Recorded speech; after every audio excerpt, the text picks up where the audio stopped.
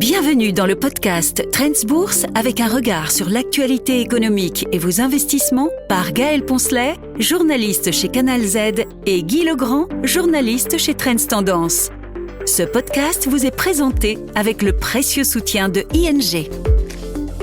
Bonjour à tous, bienvenue dans ce nouvel épisode de Trends Bourse, un troisième épisode consacré au top 10 des valeurs favorites de Trends.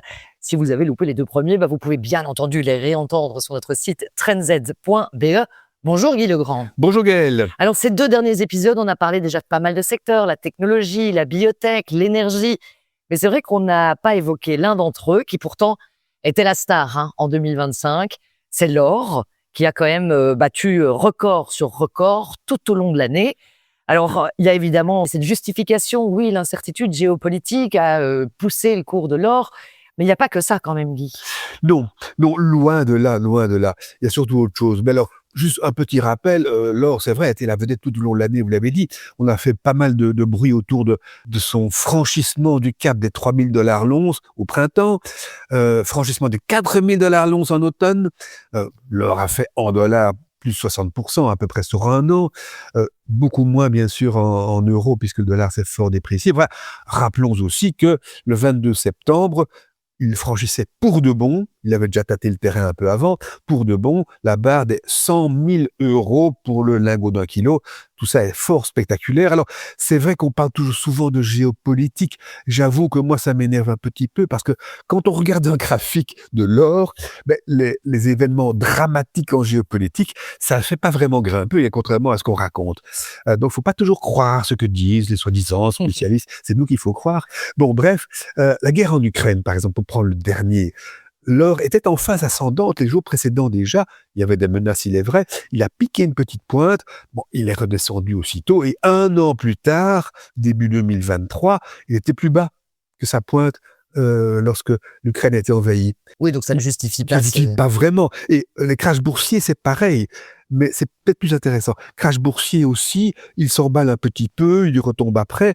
Mais c'est vrai qu'il ne baisse pas, ou alors très peu, il arrive qu'il baisse carrément, mais on a déjà évoqué, mais très peu, donc c'est vrai que dans ce cas-là, il joue le rôle d'amortisseur, ça c'est vrai. Mais enfin bon... Parce qu'il fait grimper l'or. Mais il y a une autre raison fondamentale, et on en parle de plus en plus, les gens ont enfin compris, la vérité, c'est la défiance à l'égard des États-Unis, disons-le carrément. Ça fait quelques années déjà que un tas de pays souhaitent moins dépendre des États-Unis, moins dépendre, pourquoi ? Au niveau de leurs réserves de change. Parce que, petit rappel, quand un pays accumule des devises étrangères, il met pas des billets dans un coffre, il investit ça, et c'est surtout des dollars évidemment, et ces dollars, il les investit en obligations des États-Unis, obligations du Trésor, qu'on appelle treasuries. Mais ces dernières années déjà, ces pays se disent que c'est peut-être pas génial d'avoir un débiteur aussi important. Est-ce qu'on peut vraiment lui faire confiance ? Le dollar baisse parfois, c'est pas très confortable. Et alors, avec l'arrivée de ce cher Donald à la Maison-Blanche, ce mouvement de défiance s'est drôlement amplifié. Non seulement on ne souhaite pas dépendre des États-Unis, surtout la Chine, qui est parfois en très mauvais termes. Ça va mieux maintenant ces dernières semaines. Ça a été très mal dans le courant de l'année, on s'en souvient. Oui, c'est un couple toxique quand même. Oui, absolument, on peut le dire comme ça. Alors, quand un des partenaires vous doit beaucoup d'argent, c'est pas nécessairement très positif parce qu'on se demande si on va vraiment le retrouver. Alors, soyons clairs, on n'imagine pas un instant que Donald Trump dise « Non, je rembourse pas les emprunts du Trésor américain ». C'est pas pensable, ce serait un désastre pour les États-Unis, mais pour tout le monde en fait. Mais on pourrait imaginer un petit chantage au remboursement. Écoutez, je vous rembourse, bien entendu, c'est évident, mais je vous conseille quand même, pour ne pas dire je vous oblige, à réinvestir aussitôt en obligations, parce que moi j'ai besoin de beaucoup d'argent, j'ai un déficit budgétaire monstrueux. Bon, on pourrait même imaginer, quand on voit à quel point ce cher Donald fait du marchandage, tiens, écoutez, je vous rembourse évidemment, ça va, mais j'aimerais que vous abaissiez un peu vos droits de douane, par exemple. Certains économistes l'ont déjà évoqué. Mais bref, ce qu'il y a donc, c'est que un tas de banques centrales accumulent de l'or de plus en plus. D'après le World Gold Council qui suit le marché de l'or, il constituerait aujourd'hui 26% des réserves de change mondiales, contre 10% il y a 10 ans. L'évolution est énorme, Mais la proportion est énorme aussi. Beaucoup n'imaginent pas qu'un quart, c'est déjà de l'or. On se dit ça augmente, mais bon, les achats de la Chine seraient 10 fois ce qu'ils déclarent. C'est vrai que les déclarations récentes sont un peu dérisoires. Et les réserves de change de la Chine contiendraient déjà 5000 tonnes d'or, soit le double de ce qui est officiellement déclaré. Ce serait le deuxième du monde après les États-Unis. Donc oui, il y a vraiment une lame de fond qui soutient le cours de l'or et on peut y croire donc encore pour plusieurs années, nous semble-t-il, et semble-t-il à de nombreux analystes aujourd'hui. Bon, alors évidemment, pour les investisseurs, c'est toujours bien d'avoir un petit peu d'or dans le tiroir si c'est possible. Mais la bonne nouvelle aussi, c'est qu'on n'est pas nécessairement obligé d'avoir de l'or physique pour investir dans l'or. On pense aux ETF qui ont été mis en place, mais il y a évidemment toutes ces entreprises qui tournent autour et qui travaillent avec l'or. Oui, et d'ailleurs, les ETF sur les entreprises qui produisent ou négocient de l'or, enfin, qui tournent autour de l'or, comme vous dites, cet ETF-là a doublé de valeur pendant que l'ETF basé sur l'or augmentait seulement, entre guillemets, de 50%. Donc ce fut vraiment l'année, et ce n'est peut-être pas fini, mais nous avons choisi ici plutôt ce qui pourrait paraître être une option, à savoir un futur producteur d'or. Une entreprise canadienne basée à Vancouver qui explore tout un domaine sur l'île de Vancouver, qui est une île géante au large de la ville. D'où son nom, North Isle. North Isle, absolument. Copper and Gold, son nom complet. L'or est souvent associé au cuivre ou inversement, disons. Donc, souvent, un producteur d'or produit aussi du cuivre et inversement. C'est un projet dont la valeur est estimée à 5 milliards de dollars canadiens. L'exploration est en bonne voie, il prévoit de nouveaux forages, mais donc, c'est un projet. L'avantage, c'est que le coût de revient de la production de cet or serait inférieur à 1000 dollars, c'est ce qu'on estime aujourd'hui. Bon, il faut en avoir confirmation, mais 1000 dollars, c'est dérisoire par rapport au cours de l'once. Donc, les marges seraient élevées. Alors, cette action a déjà vu son cours multiplié par 9 en 5 ans, et surtout par 5 cette année-ci. Ouais, ça n'est pas fini à notre avis, ça devient très concret, ça devient très positif, ça vaut toujours la peine, mais encore une fois, c'est quelqu'un qui va produire de l'or, donc c'est une espèce d'option sur le cours de l'or. Il faut garder en tête qu'il n'a pas encore trouvé de l'or. Non, pas vraiment. Il y a une autre entreprise dans ce secteur-là, évidemment, c'est Aya. Qu'en est-il d'Aya? Mais Aya se porte bien. Alors, nous avons, Trends Bourse, pas mal conseillé l'argent et Aya, déjà depuis tout un temps, se disant l'argent est en retard. Bah oui, il a maintenant pas mal rattrapé son retard, effectivement.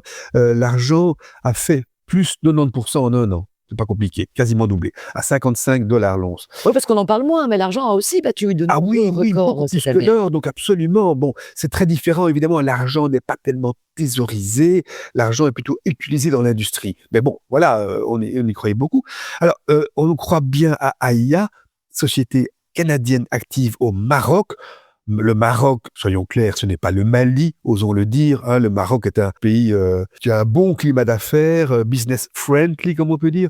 Aya a une mine Xunder qui est en exploitation, et la production, c'est l'événement de l'année, la production a vraiment bien démarré. Et on l'espérait en 2024, il y a eu de gros problèmes, ça ne s'est pas fait, la production est restée très faible, d'où forte chute de l'action d'ailleurs, évidemment, mais maintenant, ils y sont.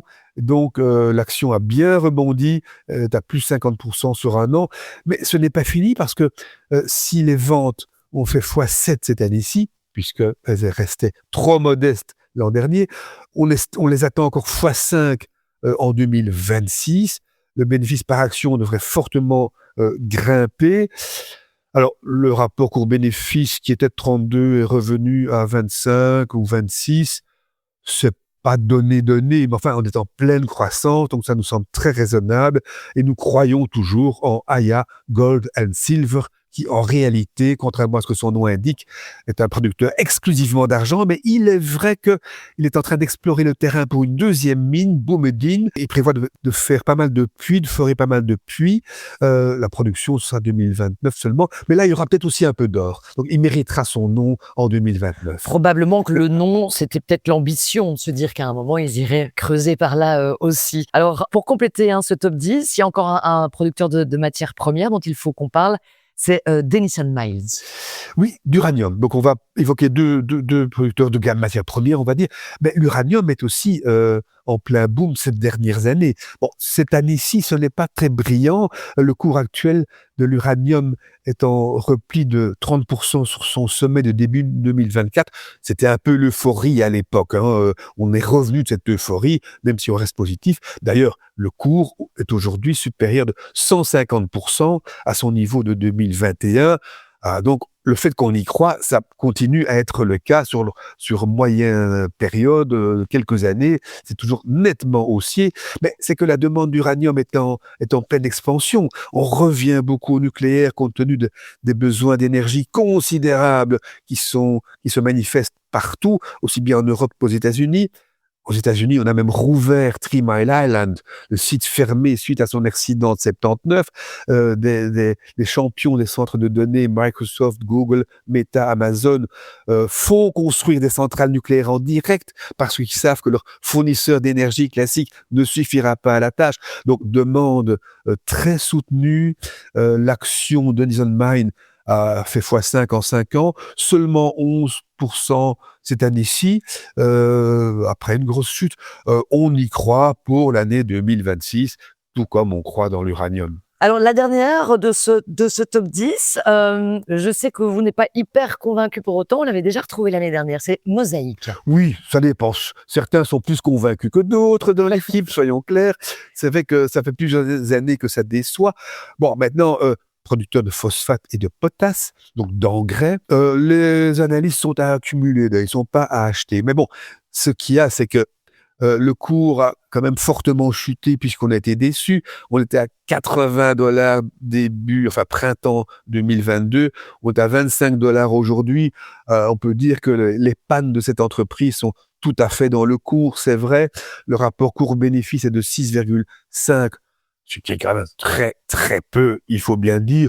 Donc, accumuler, ça pourrait se défendre, en effet, pourquoi pas. Et peut-être même qu'on aura enfin de vraies bonnes nouvelles en 2026. Donc, petite spéculation au passage. Sur une valeur qui est quand même bon marché et où on est mal, on risque quand même pas... Voilà, le risque paraît faible, clairement. Voilà donc pour ces 10 valeurs de l'année 2026, chacune un petit peu avec son potentiel. Oui, c'est un potentiel, l'air de rien. Certaines sont des valeurs de rattrapage, mais d'autres peuvent laisser présager de belles avancées pour l'année prochaine.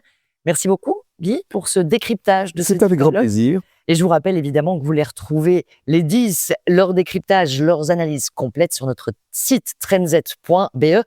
Guy, quand même, il me reste à vous souhaiter de très belles fêtes. Fin d'année à tout le monde, absolument, bien entendu, autant de ma part. Et encore beaucoup de voyages pour 2026, même si j'espère qu'on aura l'occasion de se retrouver. Oui, on va peut-être un peu se calmer en début d'année, en tout cas. Merci, bonne fête à vous également, chers auditeurs. Merci pour votre fidélité et à très bientôt. Voilà pour cet épisode du podcast Trends Bourse. Vous trouverez plus d'astuces, de conseils et d'analyses pour vos investissements chaque semaine dans Trends Tendance. Ce podcast vous est présenté avec le précieux soutien de ING.